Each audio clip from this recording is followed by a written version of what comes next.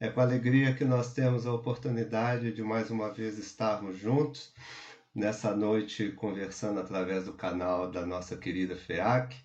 Nosso tema de hoje é o colorido pensamento espírita.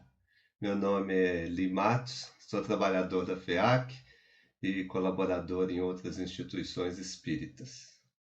Nós vamos dar início ao nosso encontro da noite de hoje com uma prece ao Mestre. Amigo Jesus, é com muita alegria que mais uma vez nos reunimos em Teu nome para estudar o Seu Evangelho à luz da doutrina espírita. Permita, Jesus, que os amigos espirituais que envolvem a cada um de nós que estamos sintonizados nesse encontro virtual nessa noite, possam continuar nos envolvendo na sua paz, nos estimulando ao estudo, à reflexão, ao aprendizado constante e, sobretudo, à prática dos teus ensinamentos. Agradecemos a todos que colaboraram para que hoje pudéssemos estar juntos e te rogamos que envolva a nossa noite e as nossas reflexões em muita paz. Muito bem. Na realidade, esse título um tanto estranho, Colorido Pensamento Espírita, diz respeito ao que nós temos observado muitas vezes, e acredito que todos os companheiros também vêm observando, uma diversidade cada vez maior na forma como que os companheiros e as companheiras espíritas que estão participando ativamente do movimento espírita têm encarado essa participação nesse movimento, têm encarado o estudo da doutrina espírita e do espiritismo. É certo que, se a gente puder retroceder um pouco no tempo, a gente vai ver que, efetivamente, nunca houve uma unidade completa, uma unificação completa de um pensamento único a respeito do espiritismo. Isso é muito natural porque é próprio da doutrina espírita a liberdade de pensamento, a liberdade de reflexão, os questionamentos, a busca individual do aprendizado. Infelizmente, nós temos observado também que essa mesma liberdade que cada um de nós tem de pensar a respeito do espiritismo, de refletir a respeito da doutrina espírita, muitas vezes vem causando algumas dissensões, algumas discussões, algumas separações entre grupos distintos no nosso movimento. Então, a nossa reflexão na noite de hoje vai muito nessa direção, na necessidade que nós temos, enquanto estudantes espíritas, de reconhecer a diferença, da gente reconhecer a diversidade, da gente reconhecer que é da característica do espiritismo, da doutrina espírita, essa possibilidade de variadas interpretações. E na metáfora que nós usamos, essa diversidade está representada por cores, e daí o nosso título, o colorido. Nós observamos então, nessa passagem em que Jesus convoca o publicano Mateus, uma certa reação exagerada, inclusive, dos discípulos, justamente porque os publicanos eram considerados praticamente inimigos. E a resposta de Jesus, na série, na filmagem, é justamente essa: acostume-se com o diferente. Essa é a proposta que nós temos, então, para o nosso próprio movimento espírita. É necessário que nós nos acostumemos com as diferentes formas de pensar o espiritismo. Para que a gente possa conversar um pouco melhor sobre isso, vamos voltar ao próprio exemplo de Jesus, se a gente pudesse usá-lo. Observamos duas passagens que estão no Evangelho de Lucas. A primeira aparição pública de Jesus, o primeiro momento em que Jesus é visto em público, ele está com 12 anos.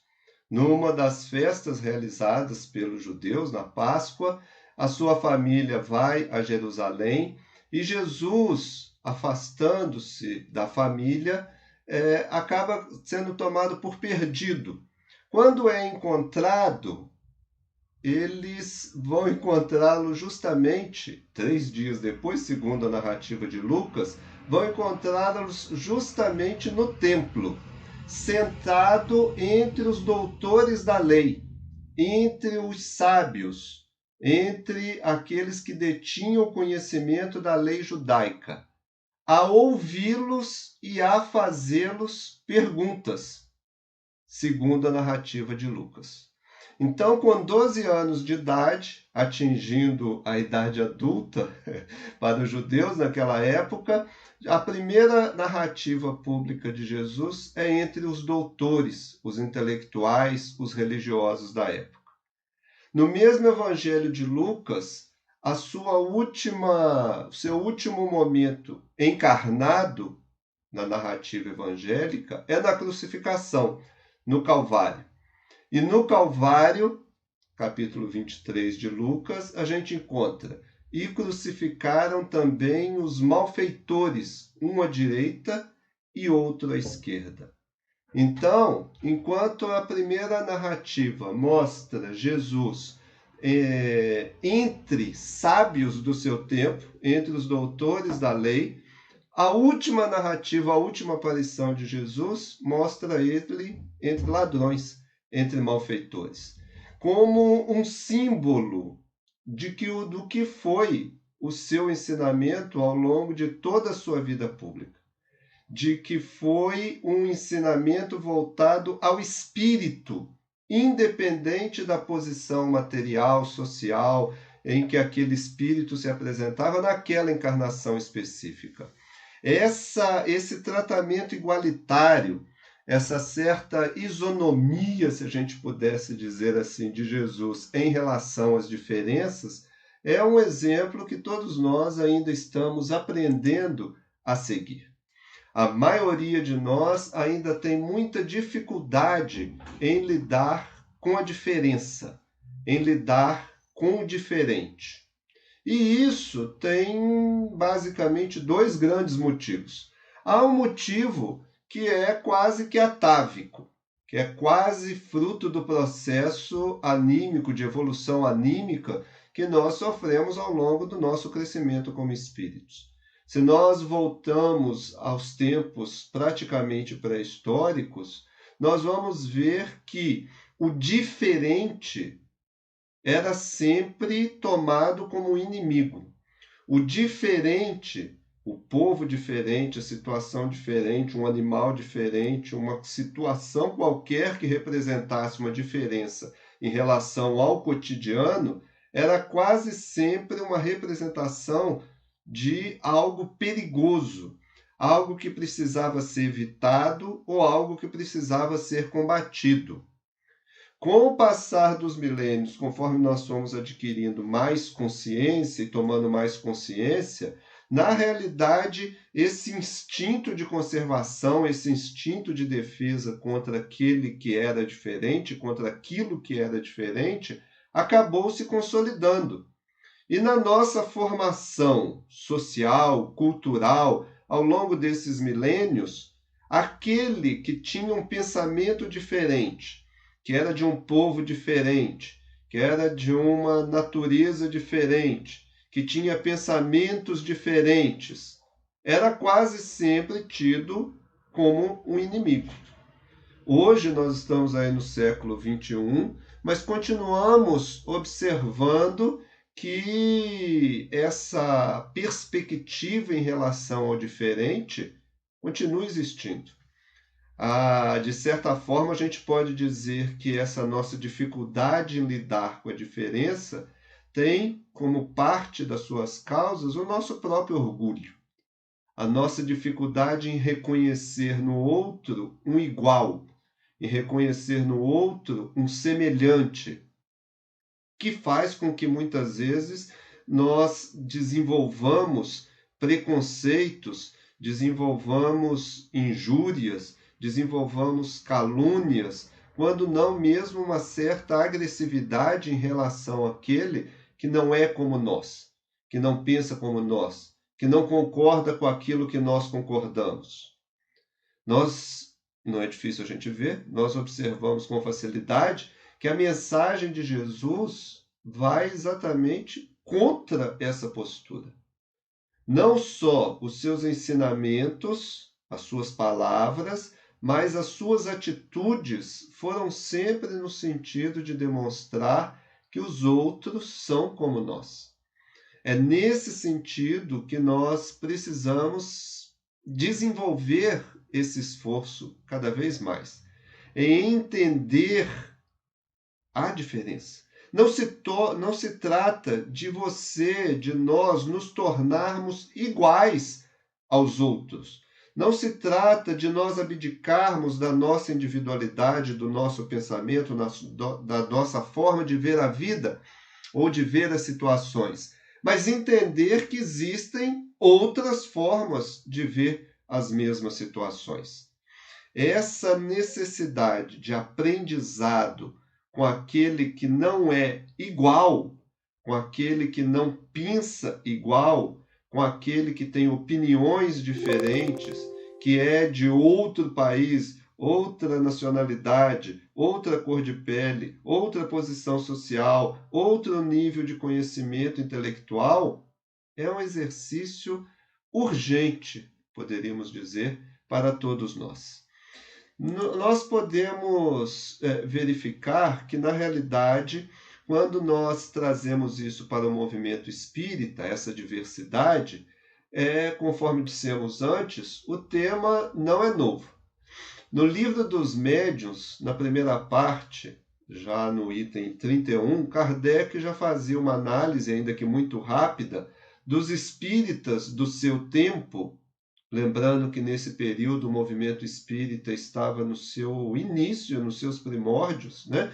Estava se estabelecendo ainda, mas Kardec, com a sua observação, já verifica que há diferentes formas de aproximação da doutrina espírita, que as pessoas estavam se aproximando, chegando ao movimento espírita de formas diferentes, e faz uma classificação rápida entre os espíritas, dizendo que existem espíritas experimentadores, que seriam aqueles que acreditavam no fenômeno mediúnico, acreditavam nas manifestações, acreditavam que existiam espíritos ali se manifestando, mas não passava disso.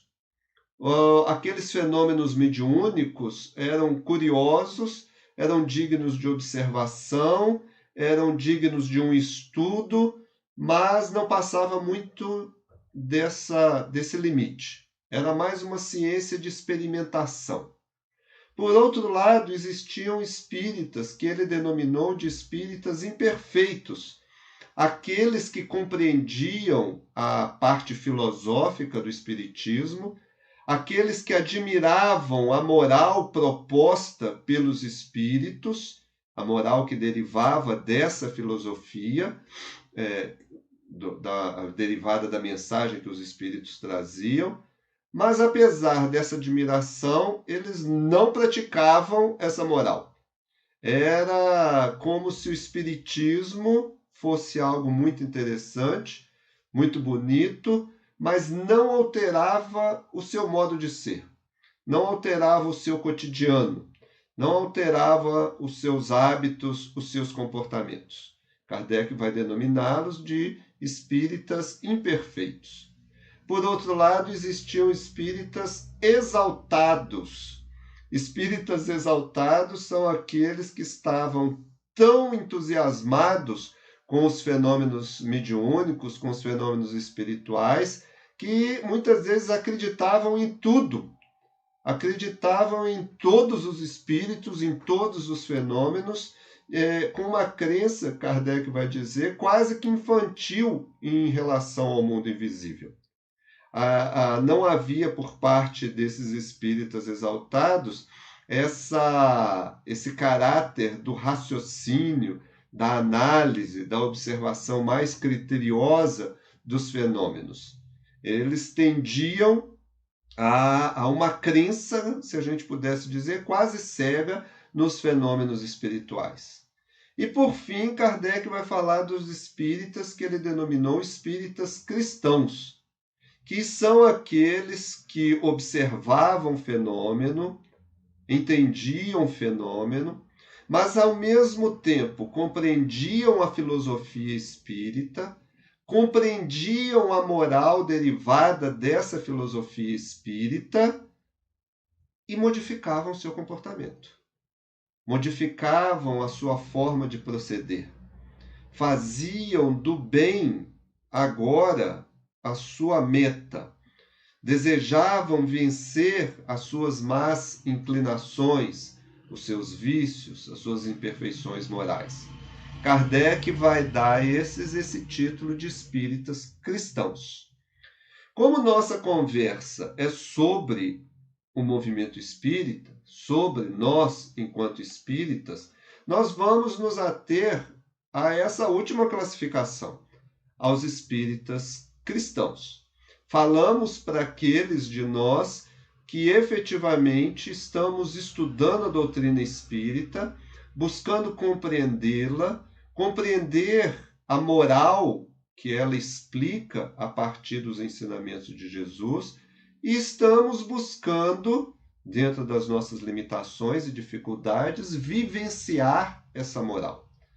A diferença, então, que surge não é uma diferença essencial, porque todos nós estamos imbuídos, estamos interessados nesse objetivo comum, que é essa superação das nossas imperfeições e uma prática do bem de uma forma mais ampla, uma vivência dessa moral de uma forma mais ampla.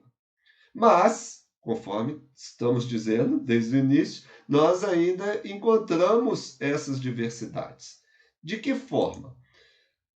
Vamos recorrer a uma outra metáfora que o autor espírita Hermínio Miranda, quando estuda a mediunidade, o fenômeno mediúnico, na sua obra Diversidade dos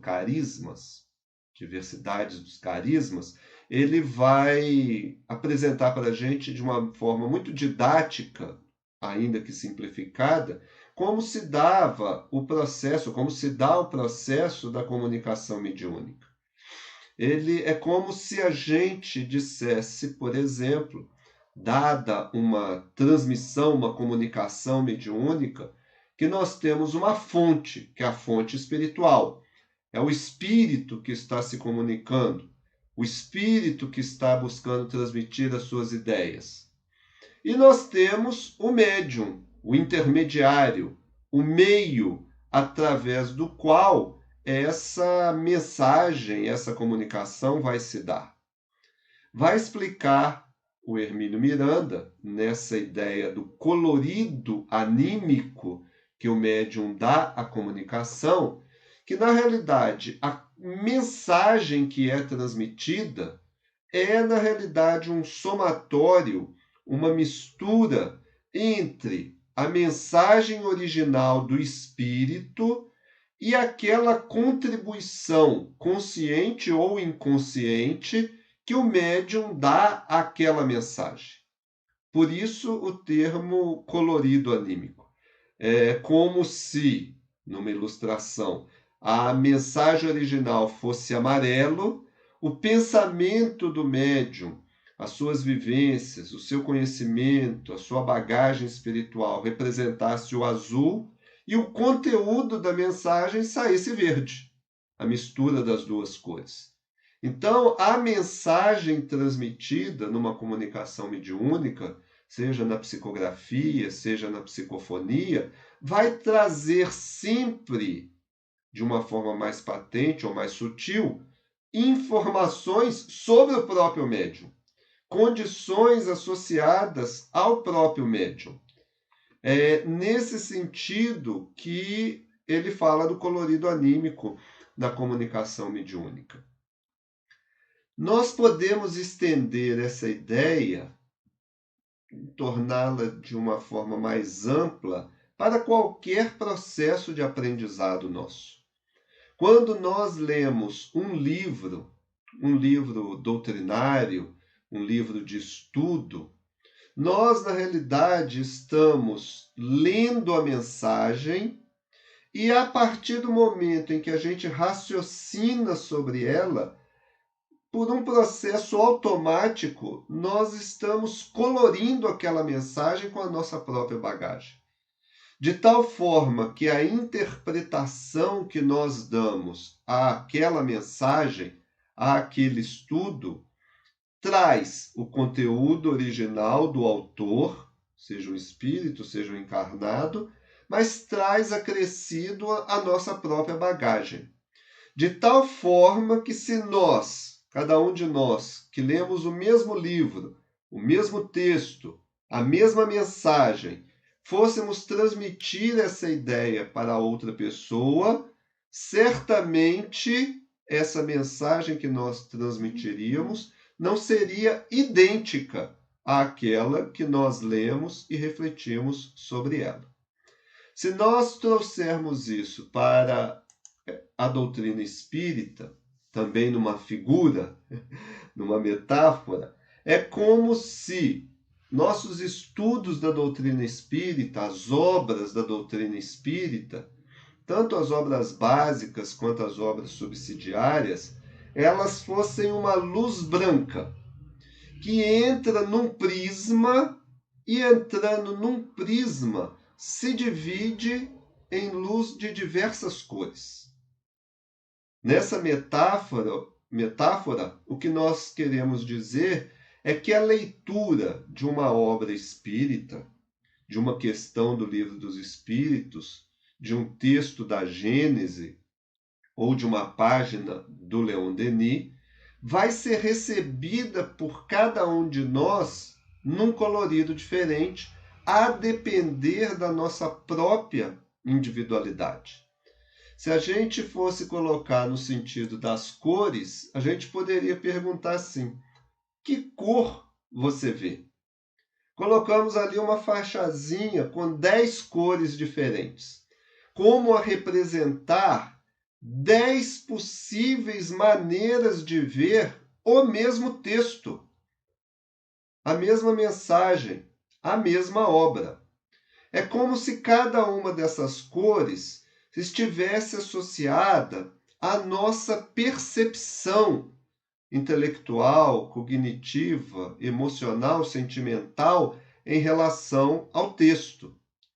Então, nós vamos encontrar pessoas que, dada, na metáfora, a luz branca do texto, vai conseguir ver ali o vermelho.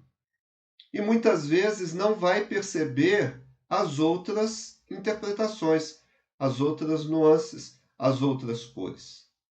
E mesmo pessoas que percebem o vermelho, ou seja, que têm uma interpretação semelhante, esse vermelho não é igual para todo mundo. Colocamos embaixo ali uma faixinha com diversos tons de vermelho, para representar que dentro de uma mesma linha de interpretação, nós também vamos encontrar variações, nós também vamos encontrar diferenças.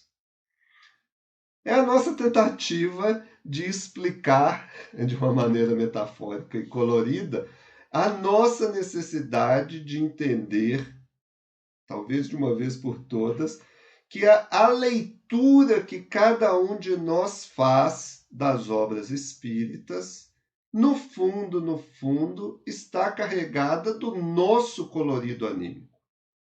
Por isso que nós incentivamos tanto a participação nos grupos de estudo.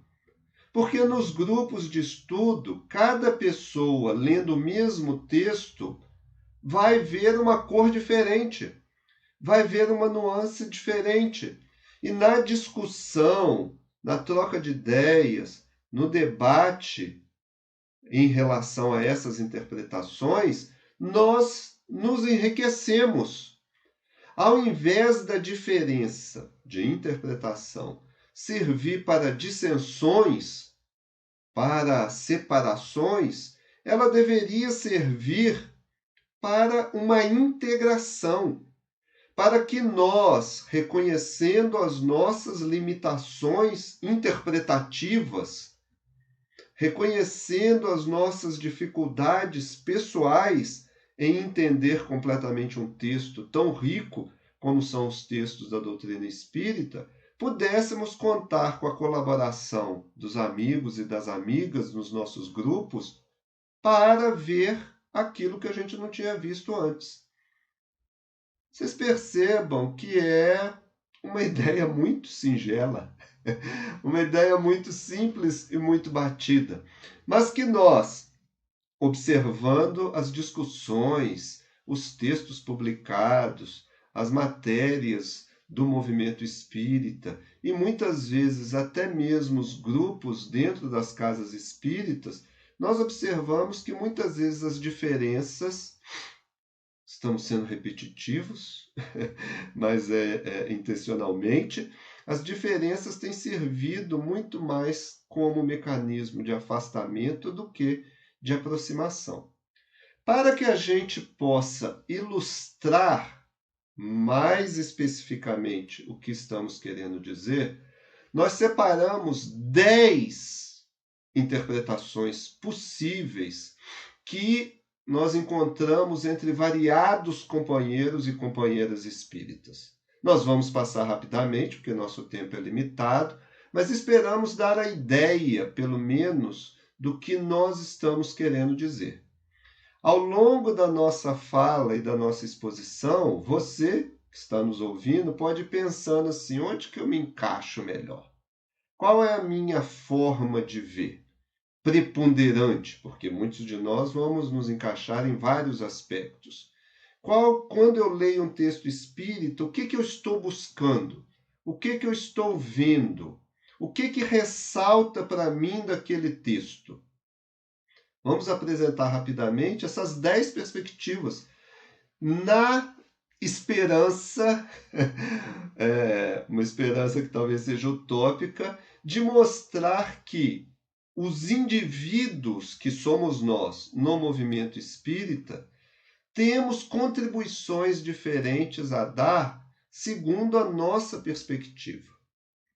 Por exemplo, há um foco por parte de alguns espíritas na humanidade. O que a gente quer dizer com isso? Num aspecto humanista da doutrina espírita.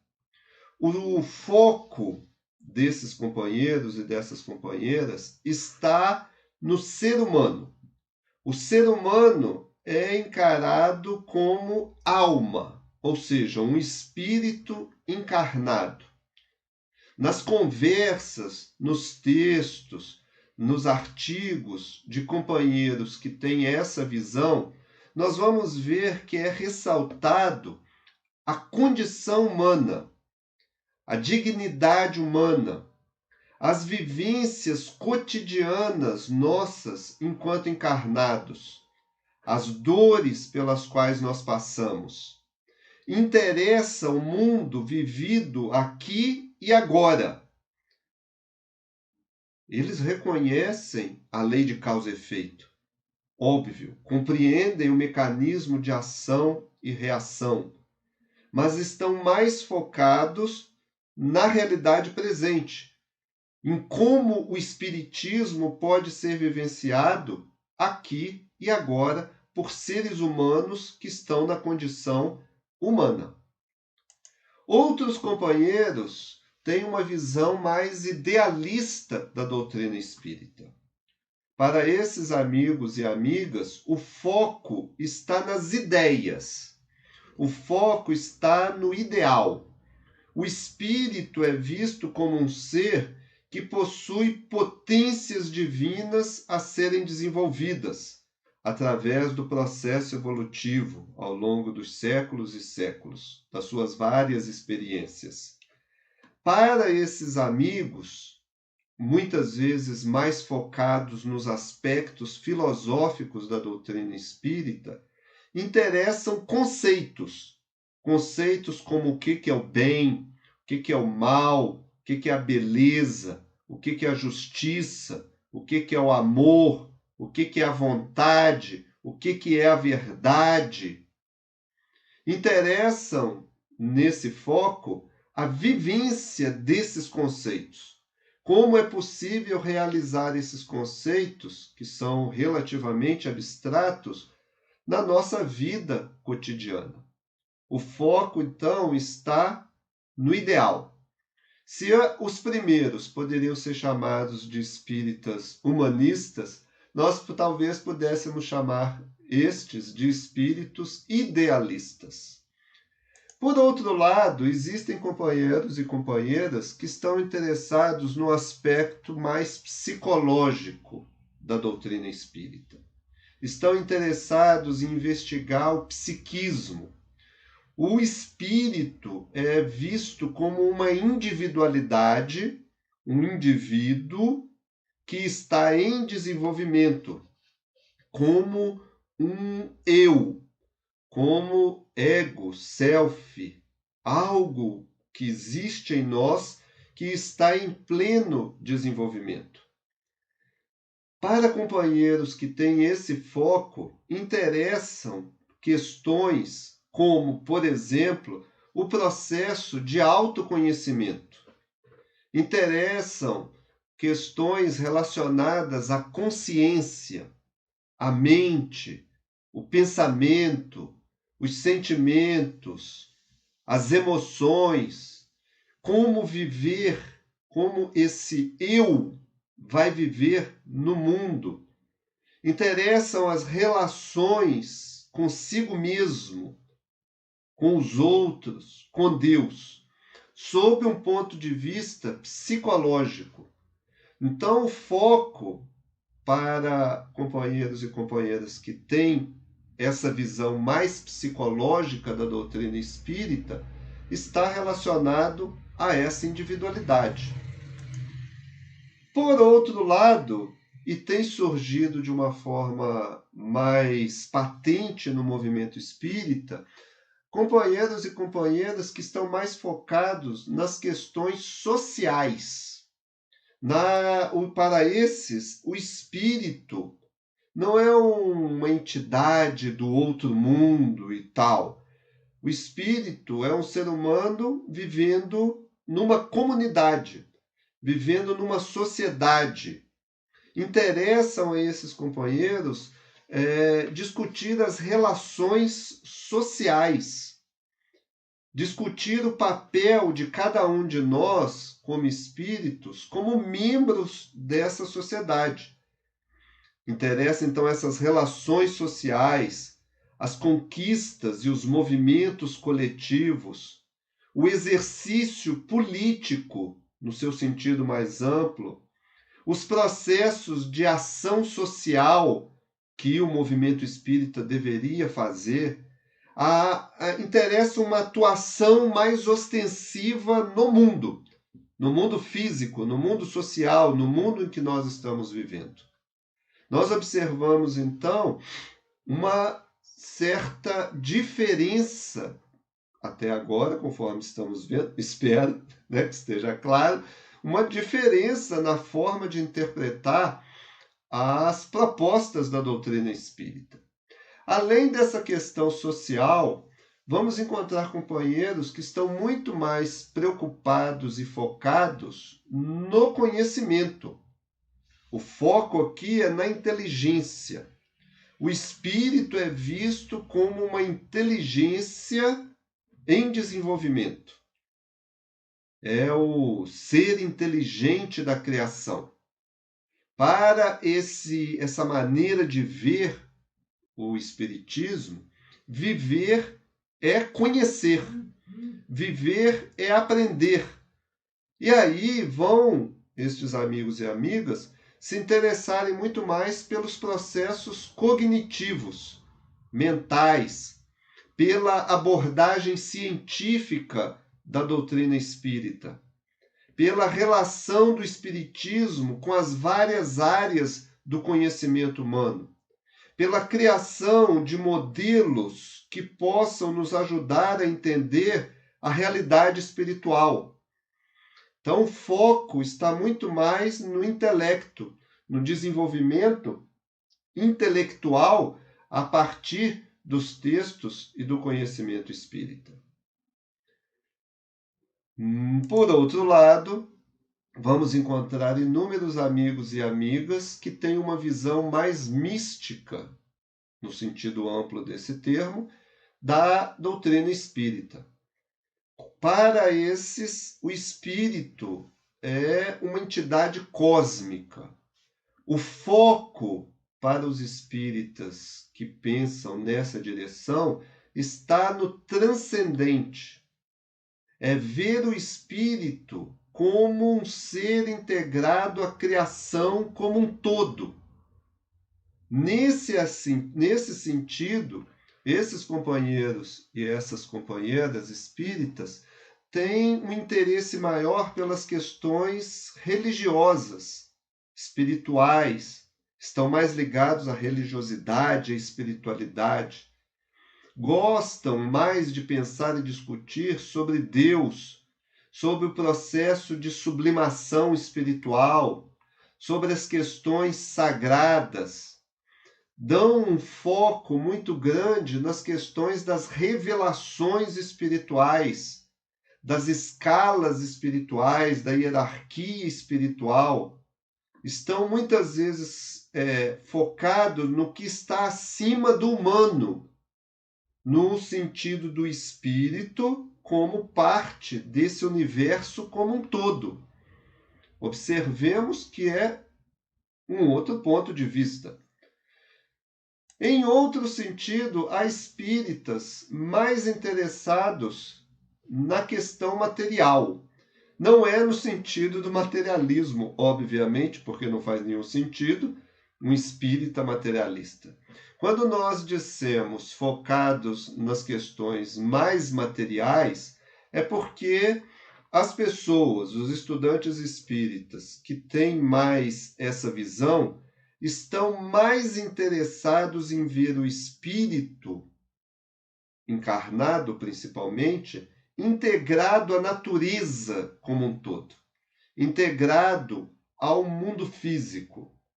Eles se interessam mais por questões relacionadas a essa corporificação do espírito, a essa interação entre o espírito e a matéria. Se interessam mais pelas questões relacionadas à evolução anímica, aos mecanismos de saúde e enfermidade, aos processos de reencarnação e desencarnação, aos processos de interação da mente com o corpo físico. É nesse sentido que nós dissemos que é uma visão mais ligada à materialidade, porque é uma perspectiva que tenta entender a revelação espírita ou a proposta espírita em relação ao conjunto da criação como um todo. Aquela trindade universal da questão 27 do Livro dos Espíritos, em que Deus haveria criado o espírito e a matéria. Ou seja, espírito e matéria são elementos complementares no processo da natureza, no processo da criação. Então, espíritas que desenvolvem, têm mais essa perspectiva, tendem a enxergar nos textos espíritas, de uma forma mais clara, essas relações. Uma oitava perspectiva são dos espíritas com foco no fenômeno. Não no sentido, conforme falamos antes naquela classificação de Kardec, dos espíritas experimentadores. Não necessariamente. Lembremos que nós estamos falando dos espíritas cristãos. Mas vamos encontrar muitos amigos e amigas cujo interesse maior nos estudos espíritas está na experiência principalmente mediúnica. O espírito é encarado como fonte dos fenômenos físicos e, consequentemente, estudar a doutrina espírita, estudar os espíritos, é estudar e entender esses fenômenos físicos. Esses companheiros são mais dedicados ao estudo da mediunidade nas suas diversas expressões. Estão mais interessados em temas como o contato com a realidade espiritual, as obsessões, a investigação e a estrutura do perispírito, a física espiritual, como se dão as experiências anímicas em relação à alma encarnada no corpo físico. Então tendem a ver nas obras espíritas, ou focalizar nos textos espíritas, mais os temas relacionados a esses fenômenos. Por outro lado, já encaminhando para o fim, já devo estar esgotando a paciência de vocês, há espíritas mais focados, naturalmente, nas questões morais. O espírito é visto como um ser moral. A importância da doutrina espírita para esses companheiros e companheiras é na revelação moral. Moral aqui entendida como, apresentada na questão 629 do Livro dos Espíritos, como a regra de bem proceder. Ou seja, o foco está no comportamento do espírita, de como o espírita deveria atuar, de como o espírita deveria se comportar. Sendo um ser moral, interessam para esses companheiros, eles possuem mais afinidades com os estudos dos evangelhos, com os estudos evangélicos, sobre as discussões entre o bem e o mal, sobre a busca de como proceder cada vez mais corretamente, de como superar os vícios, as imperfeições morais, e tendem a enxergar nas obras espíritas, com mais vigor, estes aspectos, muitas vezes em detrimento dos outros. Tendem a julgar mais importante as discussões que estejam nesse nível moral da situação.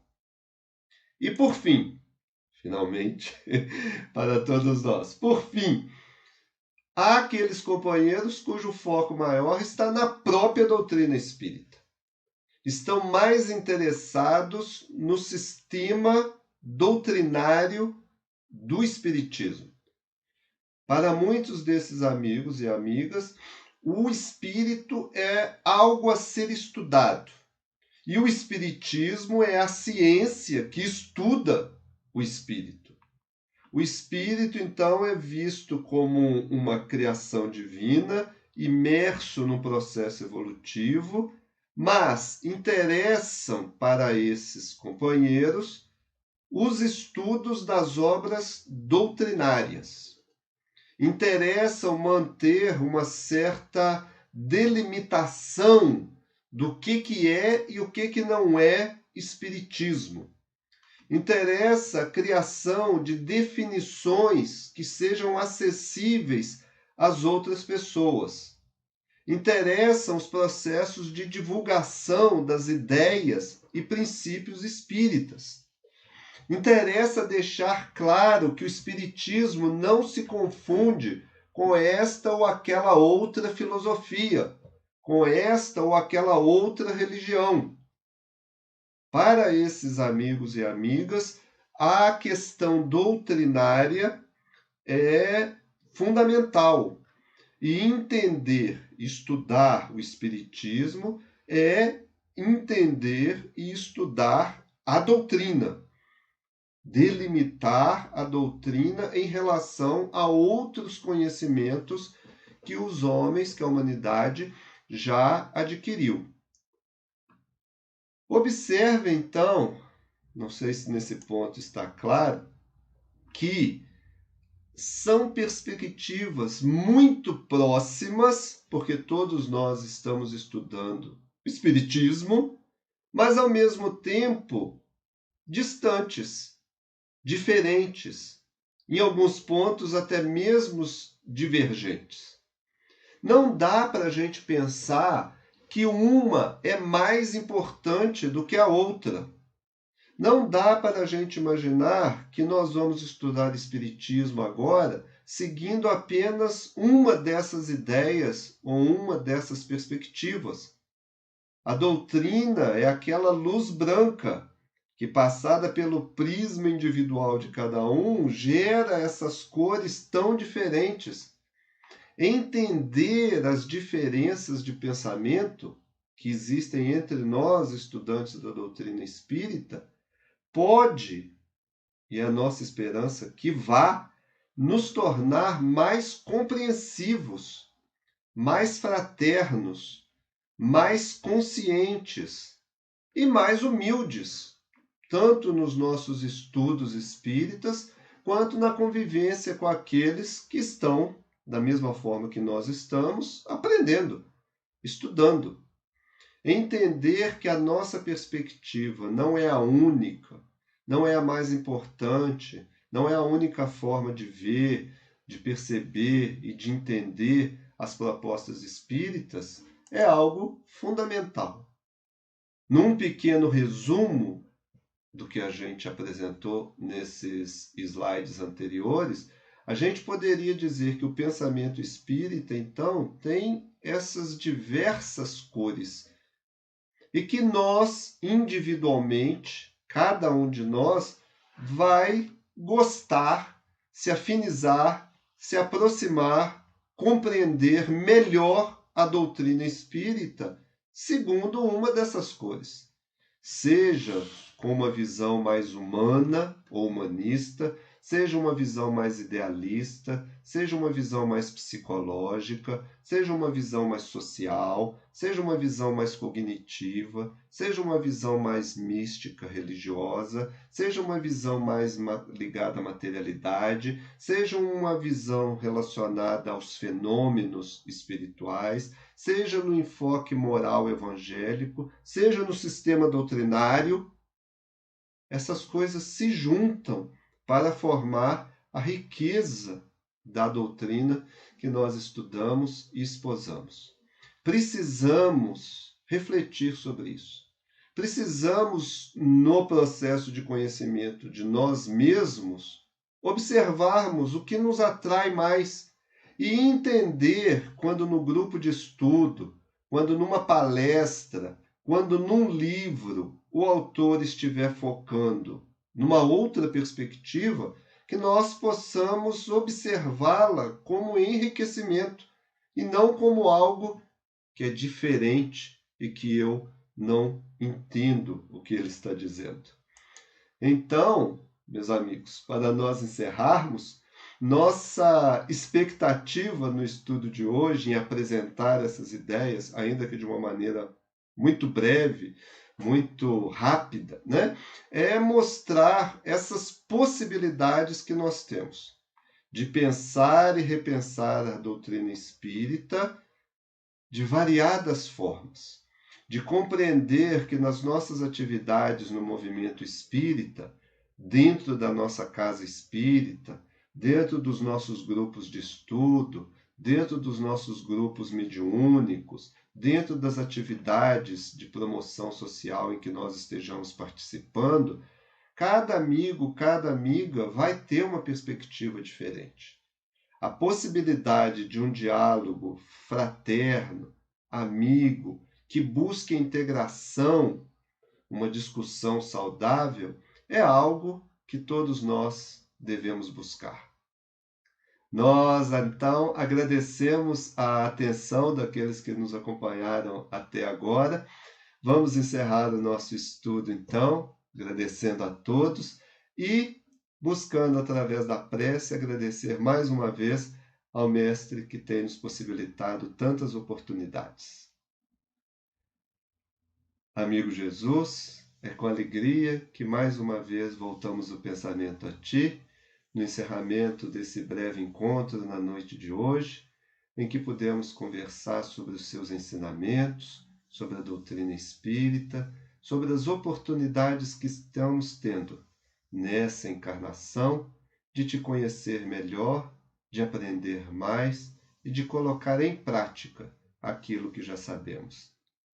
Pedimos, Jesus, que os nossos amigos espirituais, que estão ao lado de cada um de nós, possam continuar nos envolvendo em energias de paz, de saúde, de equilíbrio, possam nos atender nas nossas necessidades mais prementes e urgentes e que nós possamos continuar sintonizando contigo e com os nossos benfeitores espirituais. Agradecidos assim, encerramos com alegria o encontro da noite. Que assim seja. Uma boa noite a todos e até a próxima.